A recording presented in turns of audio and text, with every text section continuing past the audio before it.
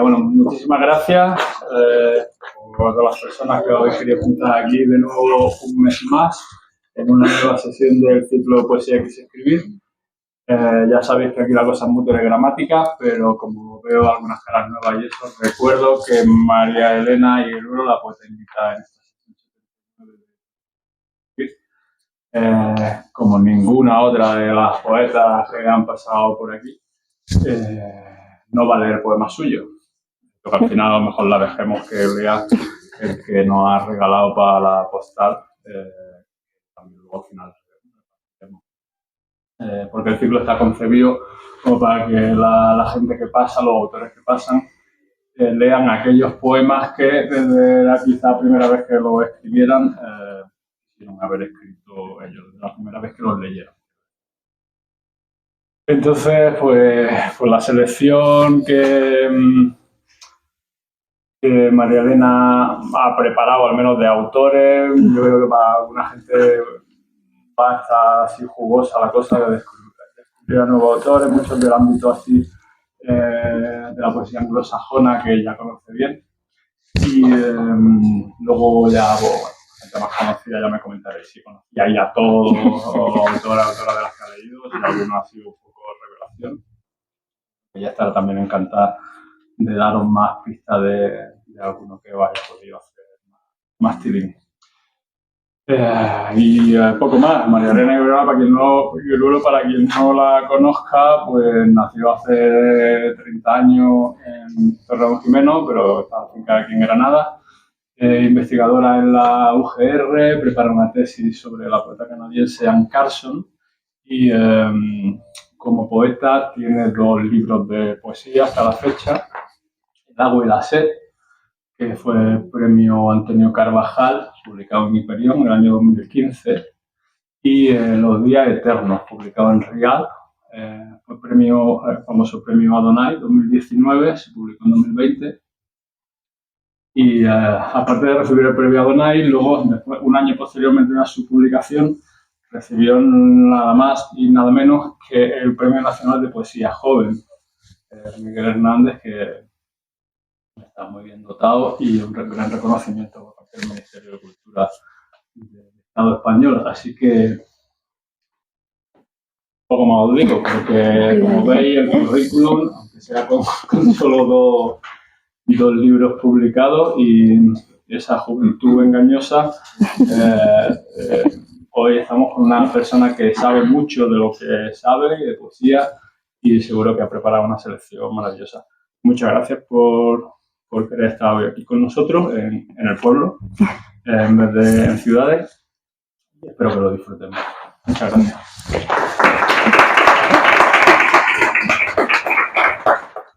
Bueno, buenas tardes, noches a todos y todas. Lo primero de todo, pues muchas gracias, Luis, por la presentación y muchas gracias a Luis y Joana por invitarme a participar de este ciclo hermosísimo Poesía que quise escribir. Me hace mucha ilusión estar aquí. Dice Luis, de venirme al pueblo. Yo he crecido, soy de un pueblo, así que es mi hábitat natural. Estoy encantadísima de estar aquí descubriendo la Casa con Libros, que además me parece un espacio encantador, que me tiene, vamos, fascinada. y bueno, pues que estoy muy agradecida por la invitación y por la acogida tan cálida que he tenido, pues no solamente en este momento, sino esta tarde, que hemos tenido también momentos muy hermosos, gracias a Emilia también. Y bueno, cuando Luis me llamó para invitarme a esto, yo le dije, pues Luis, te voy a ser 100% sincera, yo ahora mismo estoy diciendo que no a todo, porque estoy cansada de escucharme a mí misma y estoy centrada ahora mismo en cerrar otras cosas, pero cuando me contó cuál es la naturaleza del ciclo, ¿no? Y en qué consistía, que es básicamente leer pues mis poemas favoritos del mundo, y dije, vale, yo a esto no puedo decir que no, porque no hay nada que a mí más me guste que compartir lo que me gusta, y me parece una idea preciosa y maravillosa, y estoy encantada de estar aquí. Entonces yo he preparado una pequeña selección aquí. Bueno, como ha dicho Luis, no sé cuál sería el mejor momento para repartir esto, porque no sé si queréis tener la selección de... Bueno, si quieres, lo pasamos. Sí, porque así pues también tienen como la selección de los nombres, ¿no? Cierto. Y nada, pues es una selección muy personal, no hay un criterio unitario, todo es muy intuitivo, es un poco... A mí me encantan estos ejercicios porque tienen bastante como un poco de autobiografía y de memoria personal. Yo creo que las cosas que nos gustan hablan de nosotros casi mejor que las cosas que hacemos. Yo creo que en muchos sentidos estos poemas hablan de mí mejor que quizás que mi propia poesía. Y bueno, y espero que, como ha dicho Luis, pues que algunos sean descubrimientos o que otros sean quizás lugares familiares, porque algunos son poemas también muy famosos, pero que, bueno, no son famosos por capricho, son famosos porque son muy buenos y espero que disfrutéis escuchándolo hoy quizá una vez más, esta vez pues de mi voz.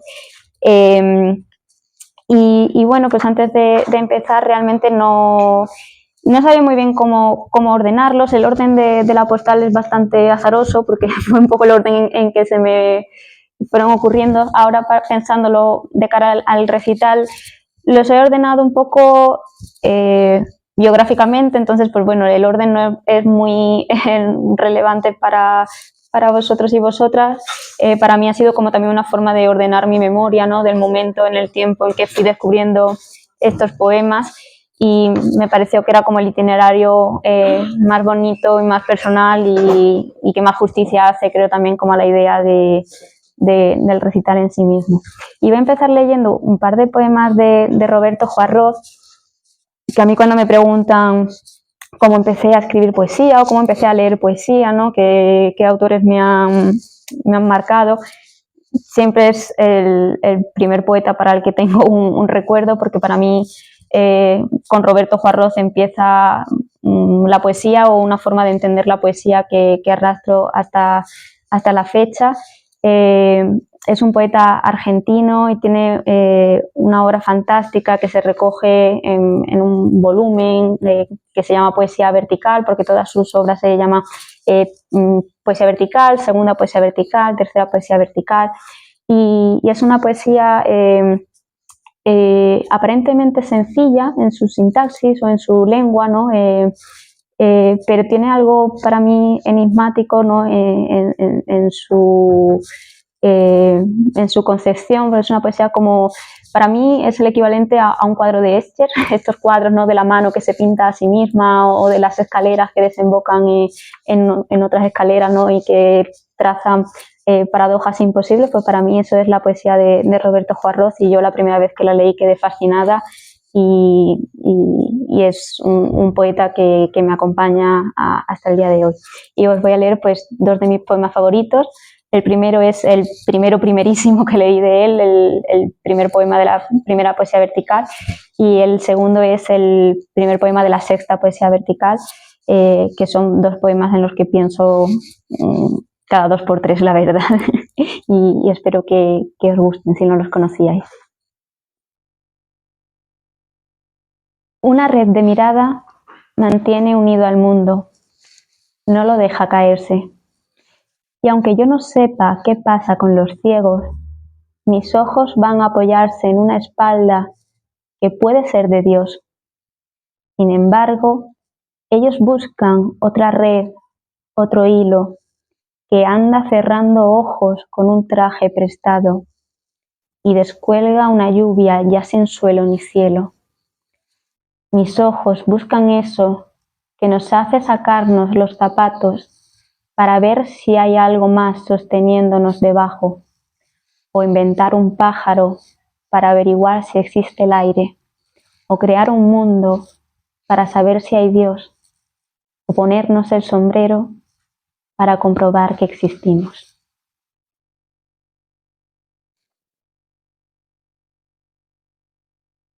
Todo salto vuelve a apoyarse, pero en algún lugar es posible un salto como un incendio, un salto que consuma el espacio donde debería terminar. He llegado a mis inseguridades definitivas. Aquí comienza el territorio donde es posible quemar todos los finales y crear el propio abismo para desaparecer hacia adentro. Yo ya os digo que estos versos de o inventar un pájaro para averiguar si existe el aire, es que recuerdo ese día de mi vida subrayando esos versos y decir, aquí hay algo nuevo para mí.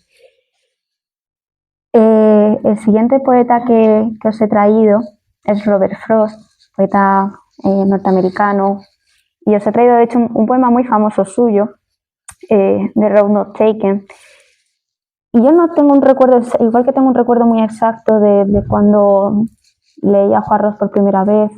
Yo tenía 18 años, o 19 recién cumplidos, y recuerdo estar en la Picasso de Granada y comprar ese libro, ir a casa y leerlo, y recuerdo la fascinación del momento.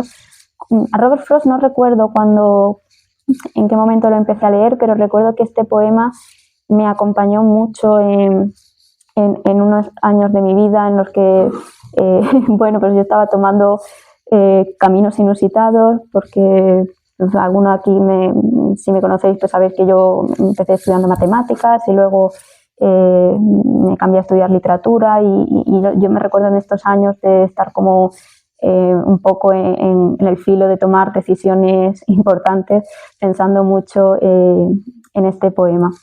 Como ha dicho Luis, a mí me gusta mucho la poesía de habla inglesa y no sé muy bien cómo proceder con ella porque yo me siento muy tentada de leerla en los dos idiomas, de leerla en inglés por tener un poco la experiencia del ritmo del poema original y luego una traducción. No la haré con todos porque hay algunos poemas que son más largos, pero creo que con este merece la pena. The Road Not Taken.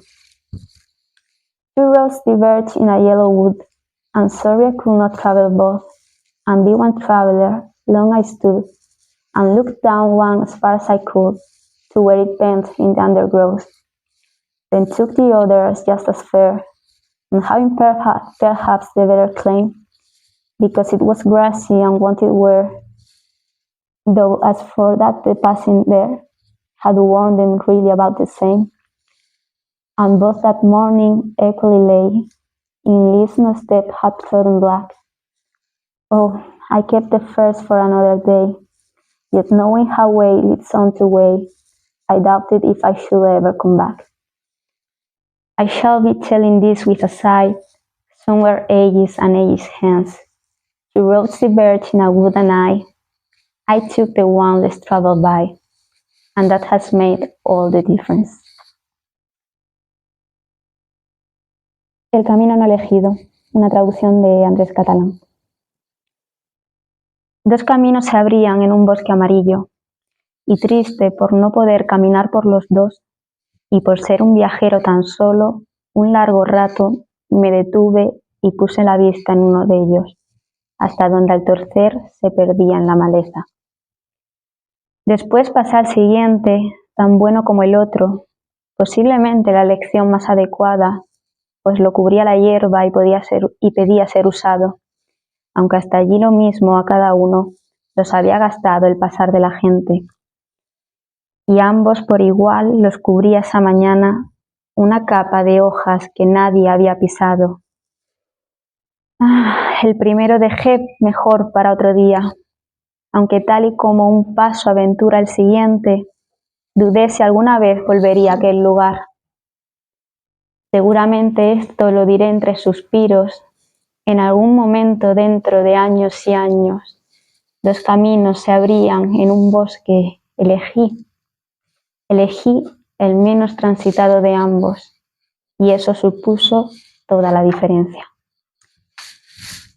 Este poema, además, luego yo con los años descubrí que Robert Frost lo escribió para gastarle una broma a un amigo que era muy indeciso y que estaba todo el día siendo incapaz de tomar decisiones muy tontas y me hizo mucha gracia porque yo soy ese tipo de persona y todos esos años yo había leído el poema con muchísima gravedad y luego al final resultaba ser un poema que era un poco una forma de tomarle el pelo a un amigo indeciso y sentí que también era un poco Robert Frost riéndose un poquito de mí, pero eso también está bien.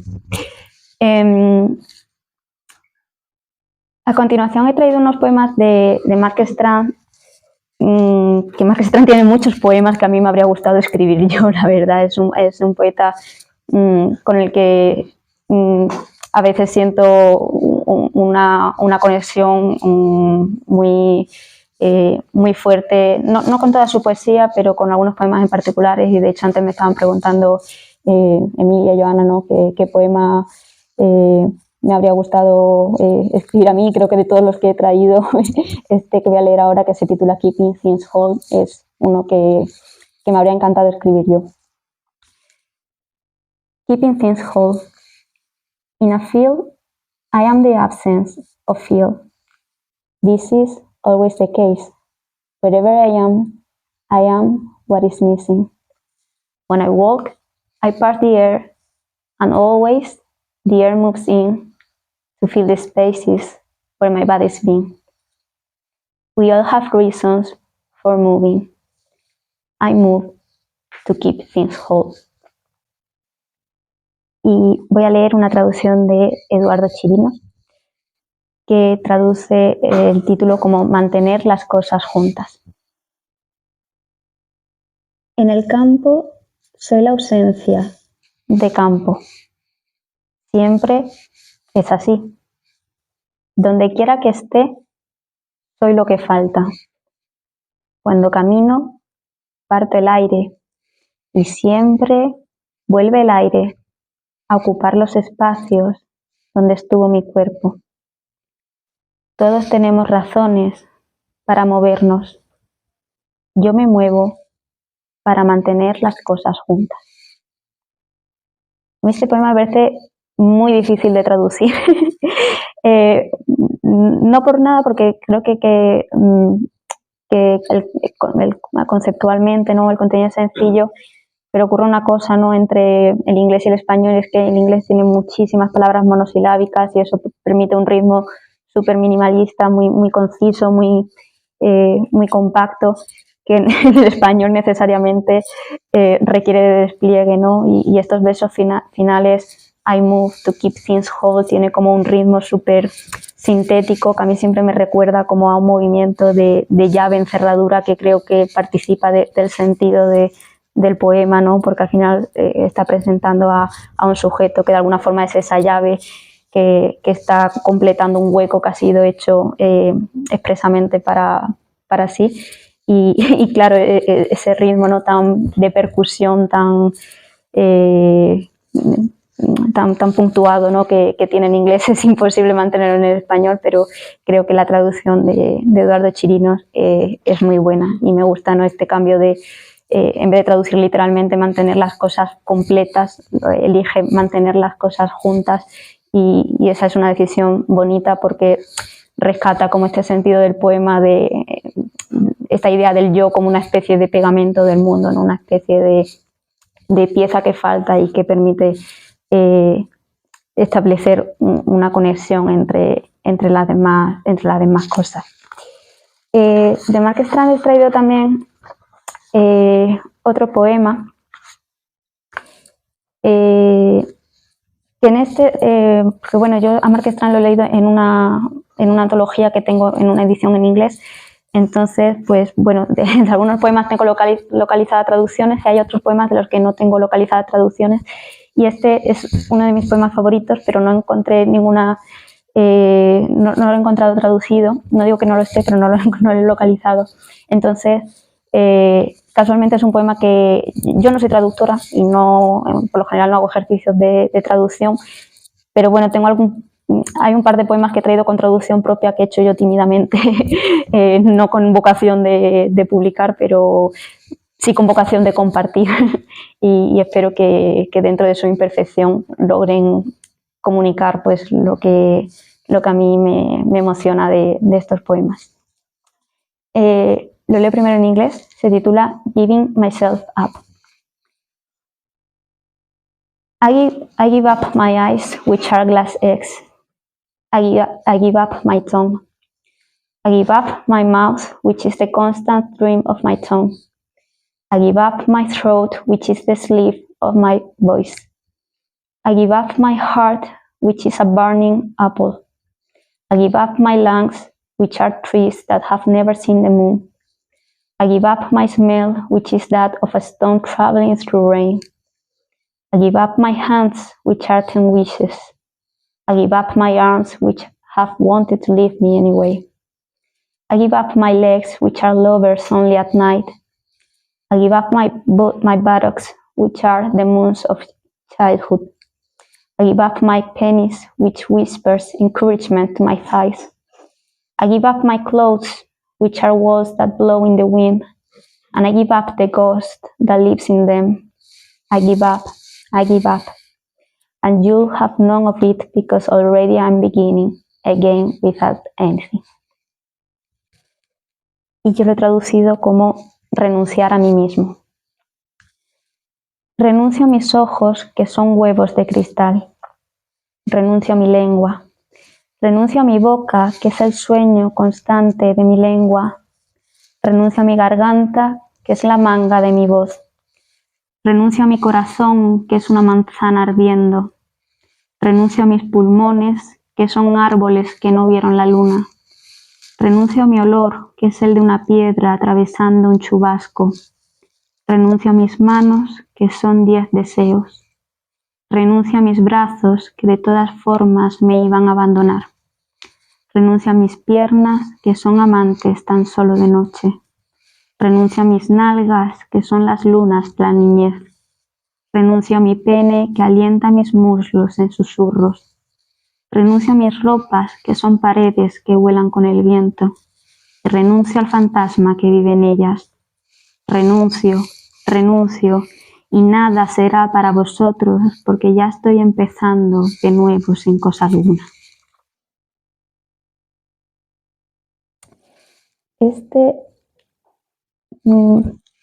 Lo voy a leer solamente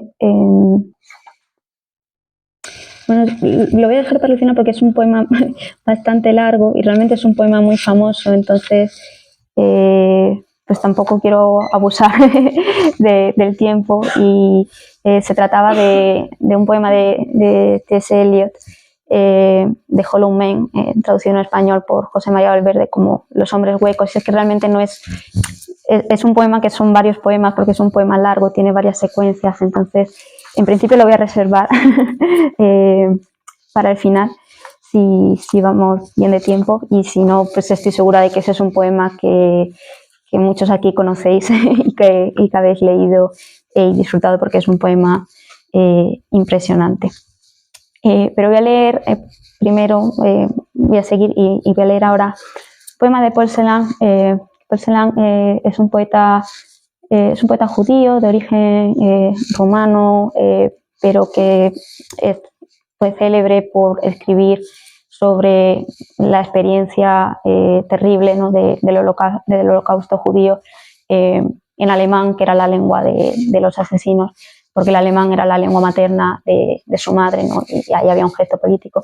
Y Paul Celan es un poeta al que yo admiro muchísimo, y aquí realmente no es poesía que quise escribir porque realmente esta poesía está impresa por una experiencia terrible y traumática, pero aún así quise traerlo, ¿no? y tomarme un poco más de flexibilidad, ¿no? La idea no es un poema que habría querido escribir porque escribirlo implica una vivencia, ¿no? muy, muy dura, pero como digo, ¿no? La poesía de Paul Celan es una poesía muy compleja, la verdad, que yo admiro mucho en su programa estético y ético. Y este poema que voy a traer se titula Rejas del lenguaje, que forma parte de un poemario homónimo que también se titula Reja del lenguaje, y traigo la traducción de... Este no lo voy a leer en original porque yo, pues desgraciadamente, no hablo alemán, entonces iba a hacer un destrozo. Entonces te voy a leer solamente la traducción de José Luis Reina Palazón en las obras completas de Paul Celan, que están en Trota y que yo recomiendo mucho. Reja del lenguaje. Redondez del ojo entre los barrotes. El párpado, animal ciliar, boga hacia arriba, deja libre una mirada. Iris, nadadora, sin sueños, sombría. El cielo, gris corazón, ha de estar cerca. Sesgada en la férrea arandela, latea humeante. Por el sentido de la luz, adivinas el alma. Si yo fuera como tú, si tú fueras como yo, no estuvimos bajo un alisio, somos extraños. Las losetas, encima, bien juntos, los dos, charcos gris corazón, dos bocanadas de silencio.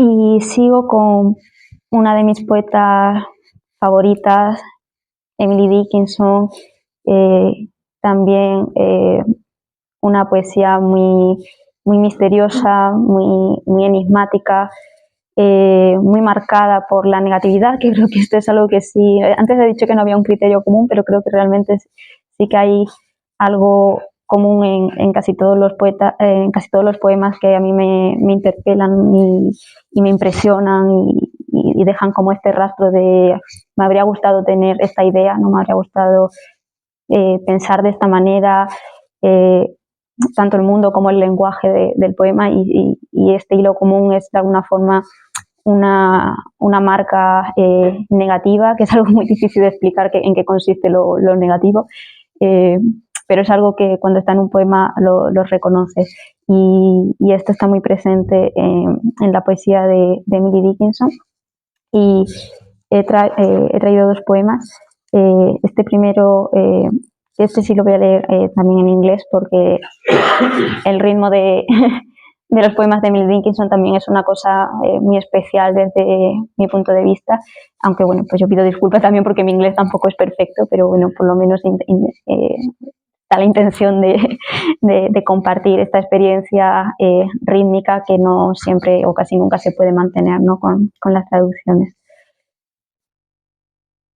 I felt a funeral in my brain, and mourners to and fro kept trading till it seemed that sense was breaking through. And when they all were seated, a service like a drum kept beating till I thought my mind was going numb. And then I heard them lift a box and creak across my soul. With those same boots of lead again, then space began to toll. As all the heavens were a bell, and being but an ear, and I and silence some strange race worked solitary here. And then a planking reason broke, and I dropped down and down, and hit a wall at every plunge, and finished knowing then.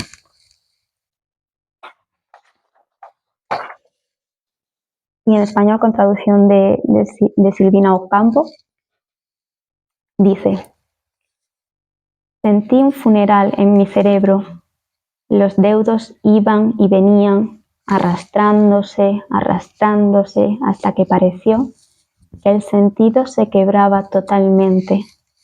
Y cuando todos estuvieron sentados, una liturgia como un tambor comenzó a batir, hasta que pensé que mi mente se volvía muda. Y luego los oí levantar el cajón y crujió a través de mi alma con los mismos botines de plomo. De nuevo, el espacio comenzó a repicar como si todos los cielos fueran campanas y existir solo una oreja, y yo y el silencio, alguna extraña raza, naufragada, solitaria, aquí, y luego un vacío en la razón, se quebró, caí, y di con un mundo en cada zambullida, y terminé sabiendo, entonces.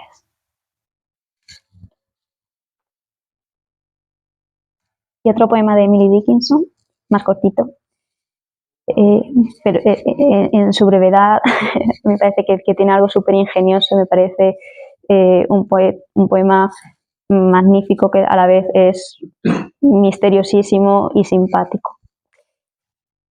I'm nobody, who are you? Are you nobody too?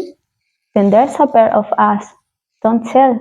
They'd advertise, how dreary to be somebody, how public, like a frog, to tell one's name the livelong young to an admiring book. Y de nuevo en traducción de Silvina Ocampo. Soy nadie. ¿Quién eres? ¿Eres nadie también? Somos entonces un par. No lo digas, son capaces de descubrirnos, lo sabes. Qué horrible ser alguien. Qué impudicia, como una rana, decir vuestro nombre todo el santo día a un admirativo pantano.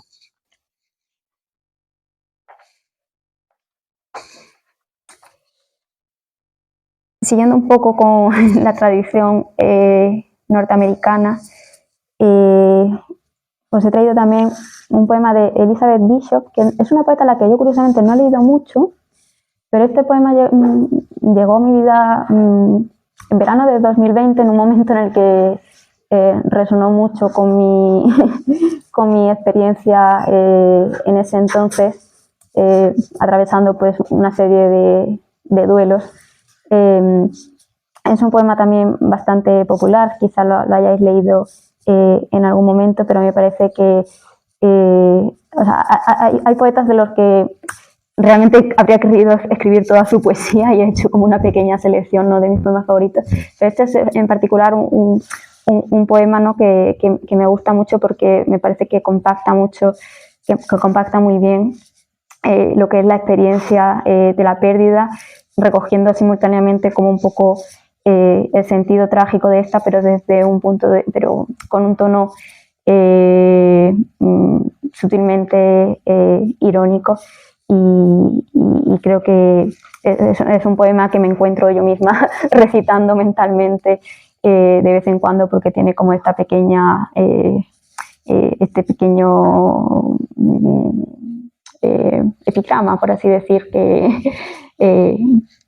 con el que es fácil quedarse. Le voy a leer primero en inglés. Se titula One Art y su primer verso pues es quizá uno de los versos más famosos. The art of losing isn't hard to master. So many things seem filled with the intent to be lost that their loss is no disaster. Do something every day, accept the fluster of lost door keys, the hour badly spent. The art of losing isn't hard to master. Then practice losing farther, losing faster, places and names and what it was you meant to travel. None of this will bring disaster. I lost my mother's watch, and look, my last, or next to last, or 3 loved houses went. The art of losing isn't hard to master. I lost 2 cities, lovely ones, and vaster, some realms I owned, 2 rivers, a continent. I missed them, but it wasn't a disaster.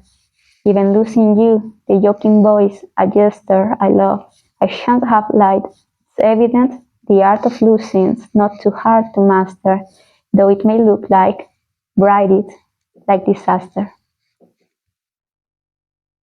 Y traigo la traducción de Ezequiel Seidenberg. Un arte. El arte de perder no es un arte difícil. Tantas cosas parecen colmadas de un propósito de pérdida que cuando se pierden no es muy trágico. Pierdan algo a diario. Acepten la molestia de extraviar el llavero, la pérdida de tiempo. El arte de perder no es un arte difícil. Practiquen perder luego más cosas y más rápido. Lugares, nombres, dónde era que estaban yendo. Ninguna de estas cosas es demasiado trágica. Perdí el reloj materno y miren, se me ha ido la última o penúltima casa que tanto amaba. El arte de perder no es un arte difícil. 2 hermosas ciudades perdí y algunos reinos que poseía, 2 ríos y un continente, y aunque sí los extraño, no fue una cosa trágica. Incluso tras perderte, la voz mordaz, un gesto que amo, no habré dicho una mentira. Es obvio que el arte de perder no es una cosa muy difícil, aunque parezca a veces, anoten, algo trágico.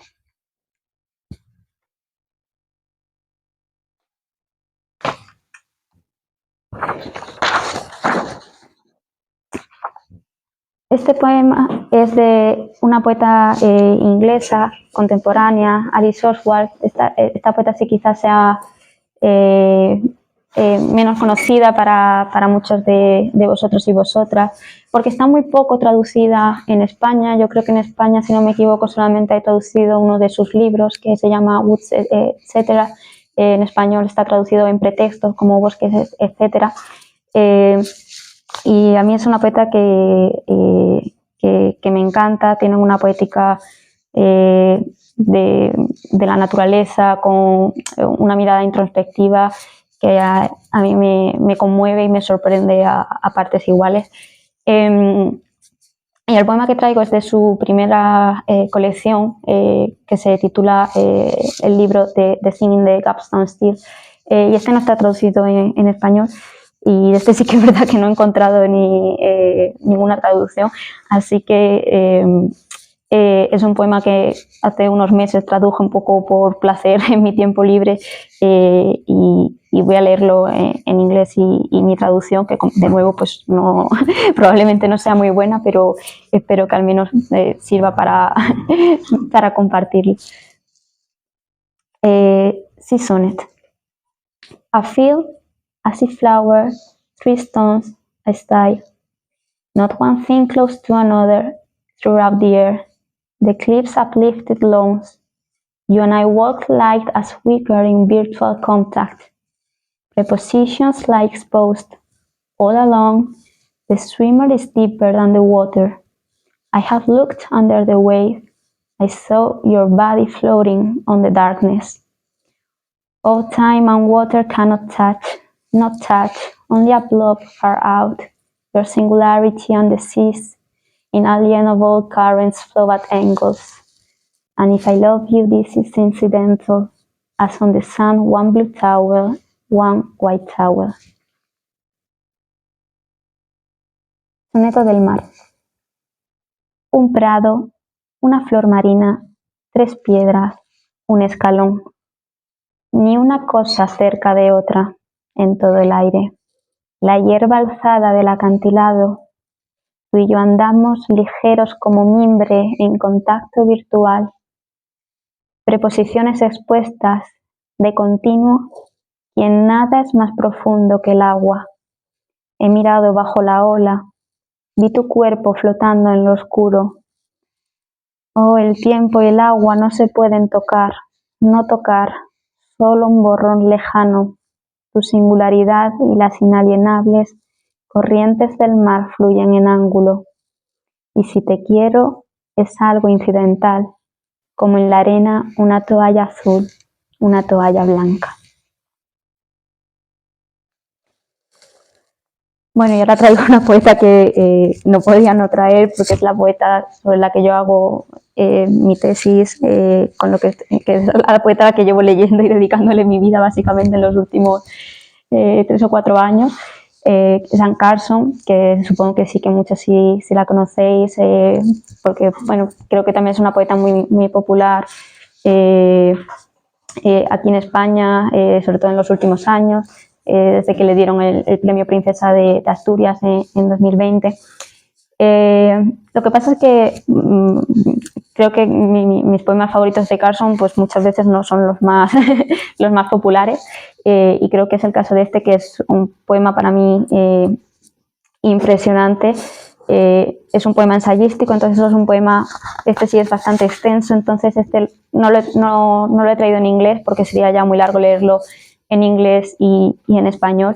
Y además, en el caso de Carson, su poesía no es tan lírica, obviamente tiene su ritmo y su propia naturaleza sonora, pero realmente esa dimensión acústica no es lo más importante ni lo más significativo de su poesía. Es una poesía más de imágenes y de ideas.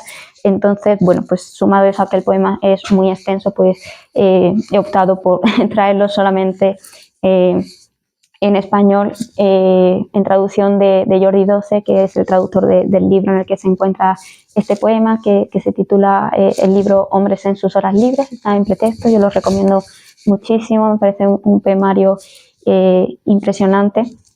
Y yo cuando leí este poema ya estaba más o menos investigando a Anne Carson, pero definitivamente fue un poema que me hizo terminar de zambullirme en su obra y cambió mi forma también de pensar y de entender la poesía, porque es un poema pues, que trata un poco también, tienes como esa metapoética, y se titula Ensayo sobre aquello en lo que más pienso. Ensayo sobre aquello en lo que más pienso. El error y sus emociones. Al filo del error hay un estado de miedo. En medio del error hay un estado de insensatez y derrota. Advertir que se ha cometido un error despierta vergüenza y remordimiento. ¿De veras? Analicémoslo.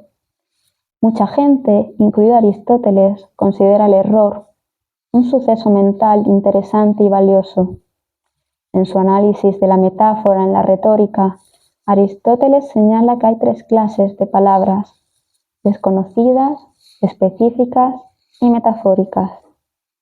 Hay sin duda palabras que nos son desconocidas, mientras que las específicas las conocemos ya. Pero lo que principalmente consigue darnos alguna enseñanza y mayor placer es la metáfora. Retórica 1410b, 1013. ¿En qué consiste el placer de la metáfora? Aristóteles dice que la metáfora hace que la mente se experimente a sí misma en el acto de cometer un error. Él se imagina la mente moviéndose sobre una superficie plana de lenguaje ordinario, cuando de pronto esta superficie se rompe o se complica, lo inesperado emerge. Al principio parece extraño, contradictorio o equivocado, luego cobra sentido. Y en ese instante, según Aristóteles, la mente se vuelve sobre sí misma y dice: es verdad, y sin embargo lo malinterpreté. De los errores genuinos de la metáfora se puede aprender una lección. No solo que las cosas son distintas de lo que parecen y por eso las malinterpretamos, sino que esa equivocidad es valiosa. Aférrense a ella, dice Aristóteles. Hay mucho que ver y sentir ahí. Las metáforas le enseñan a la mente a disfrutar del error y a aprender de la yuxtaposición de lo que es y lo que no es. Hay un proverbio chino que afirma: el pincel no puede escribir 2 caracteres de un solo trazo. Y sin embargo, esto es justo lo que hace un buen error. Ahí va un ejemplo. Es un fragmento de un poema lírico de la antigua Grecia que contiene un error de aritmética. El poeta no parece saber que 2 más 2 son 4. Alcmán, fragmento 20. Signo de interrogación. 3 estaciones hizo: el verano, el invierno y el otoño la tercera, y la cuarta la primavera, cuando las plantas echan brotes, pero comer en abundancia no es posible. Alcmán vivió en Esparta en el siglo VII a.C. Bien, Esparta era un estado pobre y es improbable que Alcmán llevara una vida próspera o bien alimentada. Este dato constituye el fondo de sus comentarios, que culminan en hambre. Sentimos siempre el hambre como un error. Alcmán nos hace experimentar este error con él gracias a un uso eficaz del error computacional. Ante un pobre poeta espartano sin nada en la alacena, al final del invierno se presenta la primavera como una nueva ocurrencia de la economía natural, la cuarta en una serie de 3, descabalgando su aritmética y encabalgando su verso. El poema de Alcmán se detiene a medio camino de un jambo, sin molestarse en explicar de dónde vino la primavera o por qué los números no nos ayudan a controlar mejor la realidad. Hay 3 cosas que me gustan del poema de Alcmán. La primera es que es breve, ligero y más que perfectamente económico. La segunda es que parece sugerir colores como el verde pálido sin nombrarlos jamás. La tercera, que logra poner en juego algunas cuestiones metafísicas fundamentales, como quién hizo el mundo, sin un análisis explícito. Cabe advertir que el verbo hizo en el primer verso no tiene sujeto, signo de interrogación. Es muy poco habitual en griego que un verbo no tenga sujeto. De hecho, es un error gramatical. Los filólogos más rigurosos nos dirán que este error no es más que un accidente de transmisión, que el poema, tal como lo conocemos, es sin duda un fragmento desprendido de un texto más extenso y que Alcmán seguramente nombraba a la gente de la creación en los versos precedentes. Puede que así sea, en efecto, pero como saben muy bien, el objeto primero de la filología es reducir todo placer textual a un accidente de la historia. Y cualquier afirmación sobre lo que el poeta quiso decir exactamente me incomoda. Así pues, dejemos el interrogante donde está, al comienzo del poema, y admiremos el coraje de Alcmán al enfrentarse con aquello que pone entre corchetes. La cuarta cosa que me gusta del poema de Alcmán es la impresión que da de estar soltando la verdad a su pesar. Muchos poetas aspiran a este tono de lucidez involuntaria, pero pocos lo consiguen de forma tan sencilla como Alcmán. Por supuesto, esta sencillez es falsa. Alcmán no es sencillo en absoluto, sino un maestro del artificio, o lo que Aristóteles llamaba un imitador de la realidad. La imitación, mímesis en griego, es el término colectivo que Aristóteles otorga a los errores genuinos de la poesía. Lo que me gusta de este término es la facilidad con la que acepta que aquello a lo que nos enfrentamos cuando hacemos poesía es el error. La creación a voluntad del error, la ruptura y complicación deliberada de errores a partir de los cuales puede surgir lo inesperado. Así que un poeta como Alcmán sortea el miedo, la ansiedad, la vergüenza, el remordimiento y todas las emociones absurdas asociadas al error a fin de enfrentarse al hecho mismo. El hecho en sí para los humanos es la imperfección. Alcmán rompe las reglas de la aritmética y pone en peligro la gramática y desordena el metro de su verso para llevarnos hasta este hecho. Al final del poema el hecho permanece y Alcmán sigue probablemente igual de hambriento. Sin embargo, algo ha cambiado en el cociente de nuestras expectativas, pues al malinterpretarlas, Alcmán ha perfeccionado algo. En realidad, ha hecho algo más que perfeccionar algo de un solo trazo. Bueno, para mí este es un poema que realmente me cortocircuitó y reseteó mi propia comprensión de la poesía y me reconcilió también con la vivencia del error. Así que, bueno, un poco 2 pájaros de un tiro o 2 caracteres de un solo trazo. Y bueno, de Carlson yo traería muchos poemas, aparte de este he querido traer otro también más breve, de hecho mucho más cortito, también para enseñar cómo pues tiene composiciones muy distintas y para no desalentar a quienes no seáis tan fan de los poemas largos. También tiene series poéticas mucho más concisas y en particular el que he traído es de una serie que se llama Short Talk, que está en un libro que se titula Plain Water. En España está editado por Cielo Eléctrico con el título Agua Corriente. con traducción de Andrés Catalán. Y aquí he traído una traducción propia porque es un poema que me gusta mucho y que también había traducido yo en privado. Y bueno, lo leo en inglés rápidamente y luego la traducción. Short talk on walking backwards.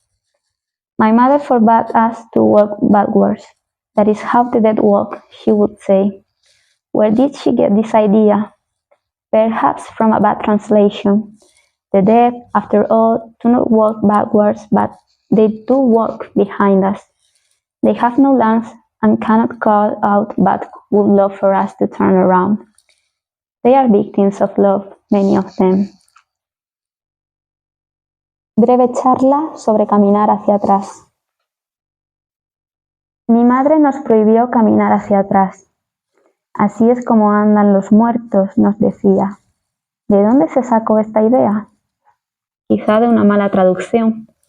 Los muertos, después de todo, no caminan hacia atrás, pero sí caminan detrás de nosotros.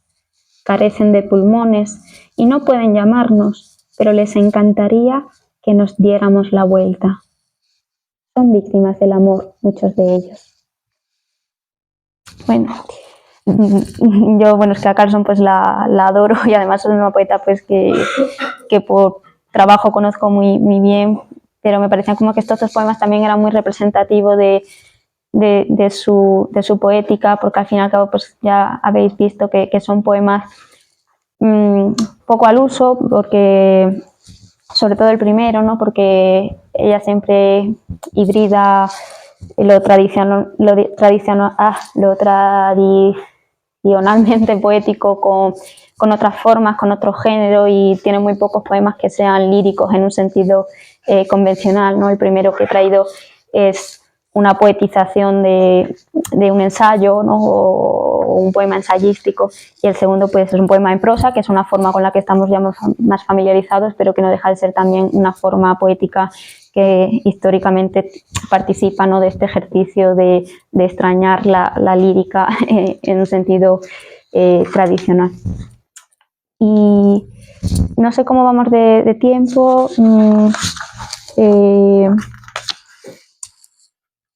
Bueno, voy a leer dos poemas más, uno un poquito más largo, que lo voy a leer, lo voy a leer solamente en español, y otro para cerrar, y yo creo que está bien para no extenderme más.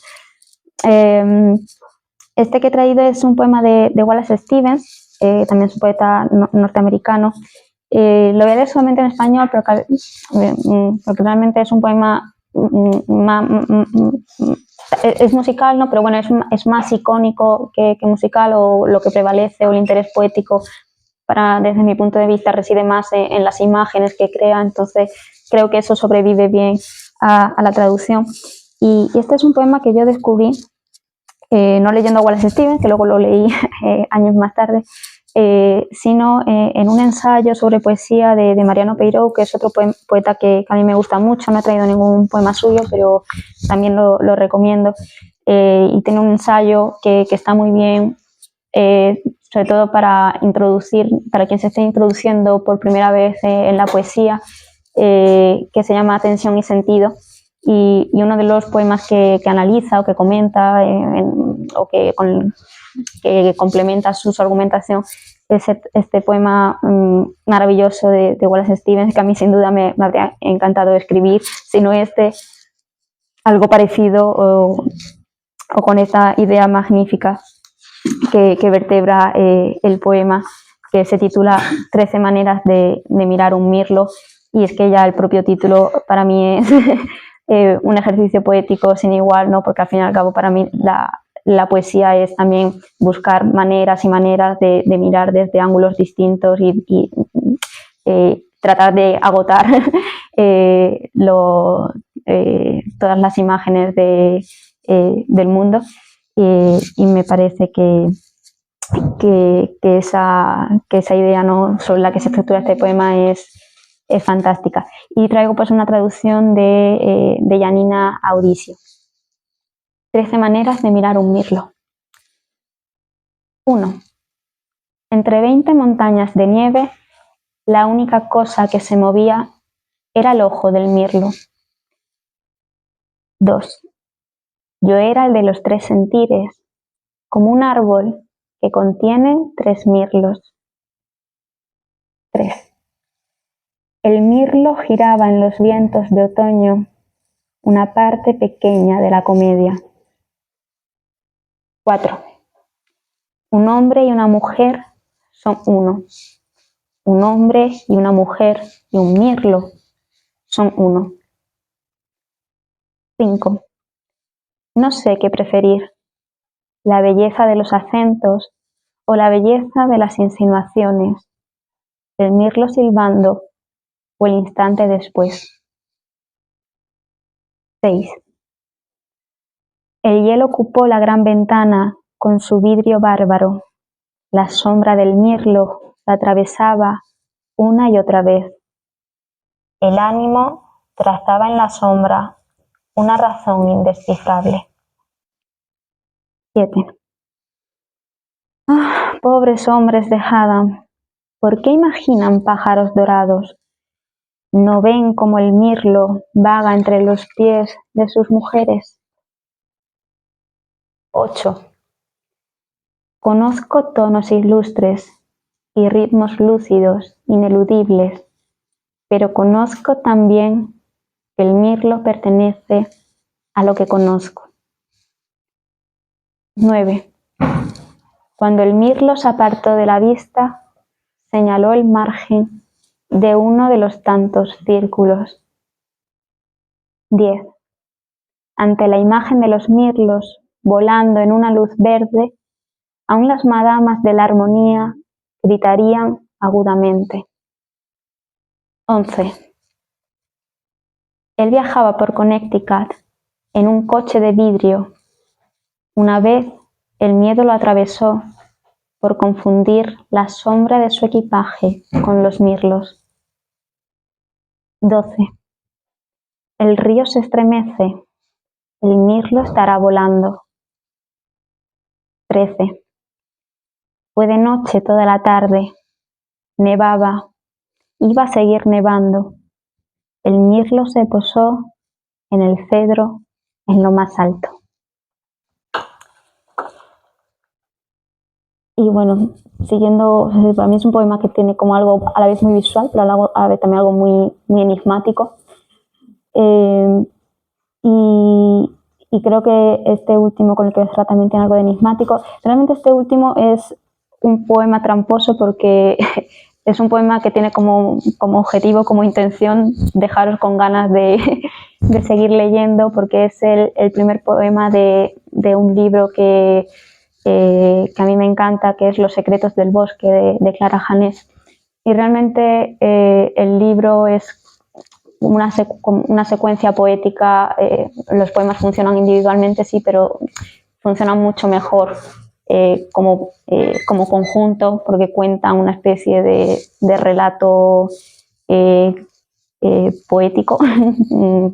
Para mí tiene este libro como algo de travesía, que comienza con un imaginario como de novela caballeresca y termina en experiencia mística, pero obviamente pues leer todo el libro no era viable, y voy a leer el primer poema porque para mí creo que cumple esta misión de dejarnos en el umbral de una historia que queremos, o que yo personalmente quise seguir leyendo. Tiene esta magia del misterio que está en la mejor poesía para mi gusto. Así que bueno, no tiene título, van numerados, es el primer poema de Los secretos del bosque de Clara Janés. Cayó una estrella verde ante mis ojos y sus chispas naranjas señalaron el camino. Los abedules se apartaron. En mi vagar solitario por los bosques acogí la señal. Hubo sonidos furtivos, un deslizarse entre las hierbas, crujir de ramas. Bajo el ala de la luna, la maleza me guiaba. Mi corazón, durante años dormido, despertó. Sentía una llamada, sentía el fuego más allá de la zarza. Y bien, me pareció bonito terminar con un poema que en verdad es un principio y esperando que esta lectura pues os haya animado a la lectura, que os haya descubierto cosas nuevas o que os haya hecho revisitar poemas o autores que ya conocíais. Muchas gracias.